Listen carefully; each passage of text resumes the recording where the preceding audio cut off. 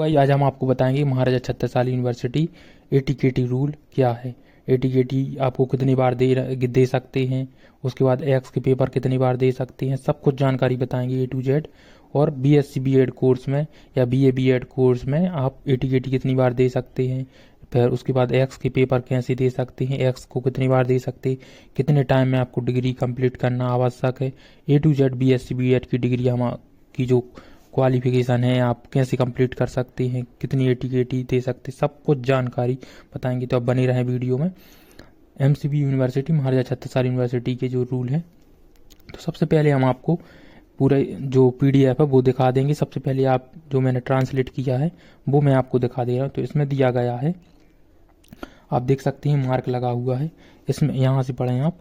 पूरक परीक्षा के अभ्यर्थियों को केवल 2 अवसर दिए जाएंगे।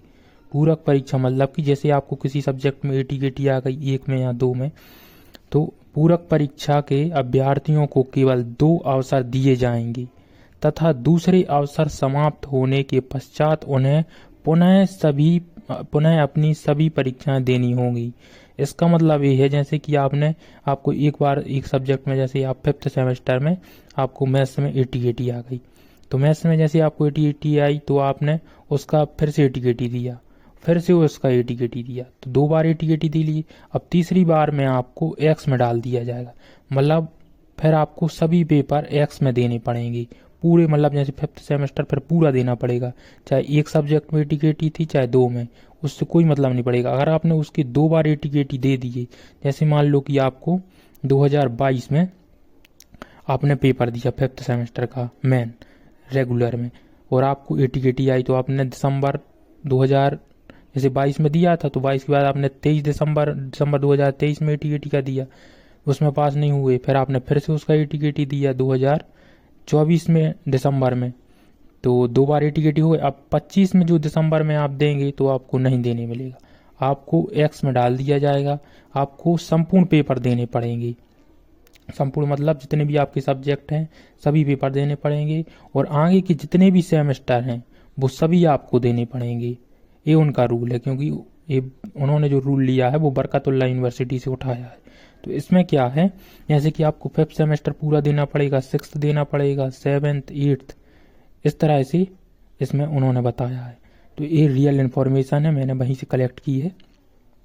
तो ये नियम ये कहता है कि जैसे कि आप कितने भी आगे निकल गए, जैसे आपको एटीकेटी थी तो आगे की आप सेमेस्टर देते गए, लेकिन वो सब 0 कर दिए जाएंगे। आपको 5th से शुरू से देना पड़ेगा, जैसे आप 5th देंगे, 6th देंगे, 7th देंगे, 8th देंगे, क्योंकि बीएससी बीएड और बीए बीएड में 8 सेमेस्टर होते हैं, तो आपको सभी सेमेस्टर देना पड़ेंगे।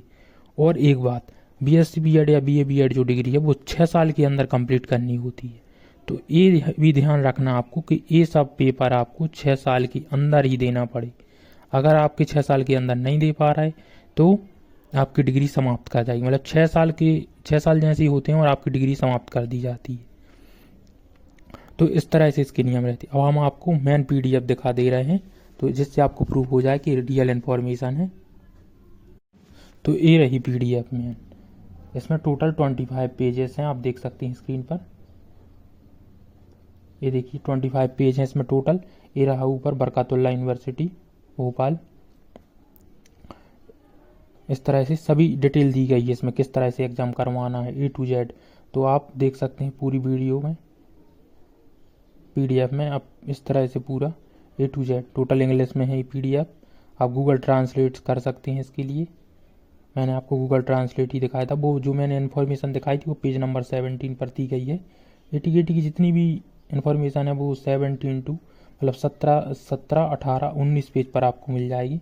तो जो भी इन्फॉर्मेशन थी बीएससी बीएड वालों की वो मैंने आपको दिखा दी है 17 पेज पर। ये रही वो इन्फॉर्मेशन, यहाँ आप पढ़ सकते हैं। ये लिखा है 4th para, the candidate of supplementary exam will be given only 2 chance and after executing the second chance they will have to appear in all the paper of their examination। तो आप समझ सकते हैं इसमें क्या लिखा है, हमने आपको ट्रांसलेट भी कर दिया है। आपको सभी पेपर देने पड़ेंगे, सीधा बात, मतलब एक्स में डालेंगे तो सभी पेपर देने पड़ेंगे। इसके बाद द कैंडिडेट, ये वाली line, the candidate of the ATKT examination will be given as per the respective ordinance, otherwise they have to appear in all the appears of their examination again as per the respective ordinance. मतलब आगे की सभी paper आपको देने पड़ेंगे और सभी semester की। तो इस तरह से हमने आपको A to Z इन्फॉर्मेशन बता दी है।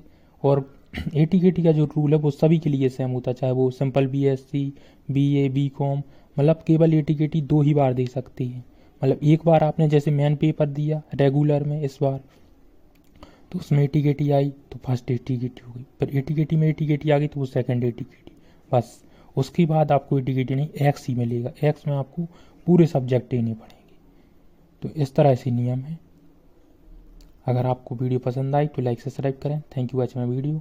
और कोई भी डाउट आता तो कमेंट कर पूछ सकते हैं। और अगर आपको इसकी PDF आपको चाहिए तो आप गूगल पर भी सर्च करेंगे बरकतुल्लाह एटीकेटी रूल, तो आपको ये PDF डाउनलोड करने के लिए ऑप्शन मिल जाएगा। कोई भी साइट देख लेंगे ऊपर नीचे करके, साइट आपको मिल जाएगी। सील साइन है, प्रूफ बिल्कुल आप देख सकते हैं। हम पूरी PDF दिखा दे रहे हैं। और अगर आपको ये PDF चाहिए तो आप मेरे टेलीग्राम से ले लें। जैसे ये वीडियो आप देखेंगे आप मेरे टेलीग्राम में चले जाएं, वहाँ आपको मिल जाएगी। या कमेंट कर दें तो मैं आपको सीधी लिंक भेज दूंगा। देखिए पूरी PDF है जी। फाइनल सेमेस्टर ये रहे A to Z पूरी इन्फॉर्मेशन 15 पेज पर भी दी गई है। मतलब आप एक बार पढ़ सकते हैं अगर आपको डाउट हो तो कोई भी। तो A to Z माइग्रेशन से लेकर मतलब जितने भी आपके एग्जामिनेशन की रूल रहती सभी इसमें दिए गए हैं। कोई भी कोर्स हो सभी के आप इसमें रूल देख सकते हैं। तो इस तरह से PDF पूरी हमने आपको दिखा दी। अगर आपको वीडियो पसंद आई हो तो लाइक सब्सक्राइब करें। Thank you watching my video.